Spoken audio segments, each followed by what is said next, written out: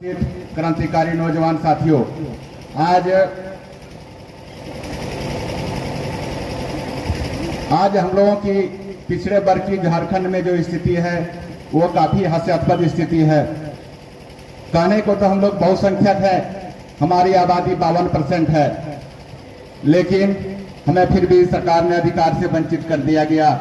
साथियों, मैं फिर से कहना चाहता हूं, जब हमारा झारखंड अलग राज्य बना था, लोगों में बहुत अरमान था कि नया राज्य बन रहा है, अलग राज्य बन रहा है, छोटा राज्य रहेगा, काफी विकास होगा, लोगों को सुख सुविधाएं मिलेगी, उनको अधिकार मिलाएगा। लेकिन बड़े दुख की बात है कि जब बाबूलाल मरांडी की सरकार थी, जो प्रथम मुख्यमंत्री थे झारखंड के, उन्होंने हमारे अधिकार को छीनने का काम किया और पिछड़ा वर्ग को इतनी 52% आबादी रहते हुए भी हम लोगों का जिला रोस्टर में आरक्षण शून्य कर दिया गया और स्टेट रोस्टर में, जहां बिहार में हम लोगों को 27% आरक्षण मिलती थी, झारखंड में घटाकर उसे 14% कर दिया गया। साथियों, ये बेहद दुखद स्थिति है। इतनी बड़ी आबादी को आप आज उसके अधिकार से वंचित करके रखे हैं और धन्य हमारी संवेदना है पिछड़ा वर्ग की, इन 23 वर्षों में हम लोगों का खून नहीं खोला। यही अभी बिहार रहता या बंगाल रहता, इतना उग्र आंदोलन होता कि सरकार को 5 दिनों के अंदर हम लोग को जो भी अधिकार था, जो मिल रहा था, वो अधिकार हम लोग को फिर से मिलता। बड़ी दुखद स्थिति है। पिछड़ा वर्ग के नाम पर हमारे प्रधानमंत्री मोदी जी बने, लेकिन बनने के बाद क्या किया? जो ऊंची जाति के लोग हैं, जिन्होंने कभी आरक्षण की मांग नहीं किया, उन्होंने हमेशा आरक्षण का विरोध किया कि आरक्षण भीख है, आरक्षण अच्छा चीज नहीं है, इससे प्रतिभा का हनन होता है। लेकिन रातों रात मोदी जी ने उसको 10% आरक्षण देने का काम किया, जबकि उन्होंने कभी डिमांड नहीं किया था हमको 10% आरक्षण चाहिए। साथियों, मैं कहना चाहूंगा झारखंड की बात, झारखंड में 10% भी उसकी आबादी नहीं है, लेकिन उसको 10% आरक्षण दिया गया है और हम लोगों की आबादी 52% से अधिक है, हमारी आरक्षण को शून्य कर दिया गया है। मैं कहना चाहूंगा, वर्तमान में जो हेमंत सोरेन जी की सरकार है, आपको पिछड़ा वर्ग से काफी उम्मीद है। आपने पिछड़ा वर्ग को आरक्षण और अधिकार देने के नाम पर अपने सरकार में फिर से दोबारा से आए हैं।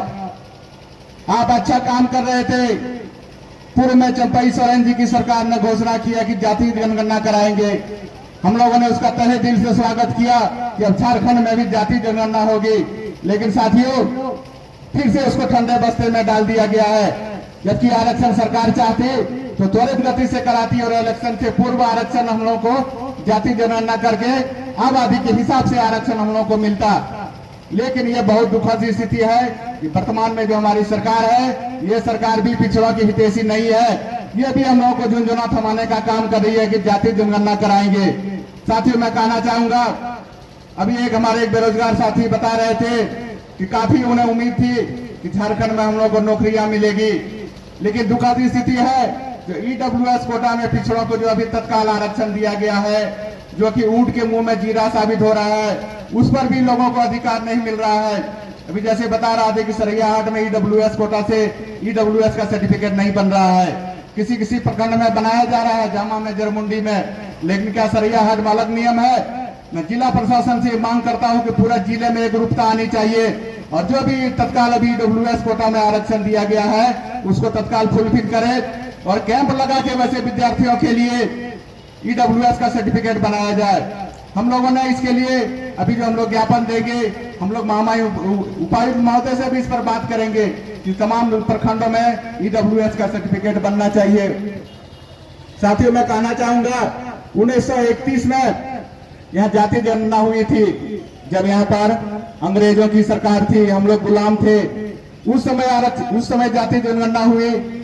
उसके बाद 1951 में जब जवाहरलाल नेहरू की सरकार थी, प्रधानमंत्री थे, उन्होंने ये घोषणा किया था जाति जनगणना कराएंगे, लेकिन फिर उनको मनवादियों ने ऐसा घेरा कि जाति जनगणना का नाम भूल गए वो। साथियों, मैं कहना चाहूंगा, हमारे जो नेता हैं आदरणीय लालू प्रसाद यादव जी, शरद यादव जी, रामविलास पासवान जी, नीतीश कुमार जी सहित कई नेताओं ने काफी दबाव दिया।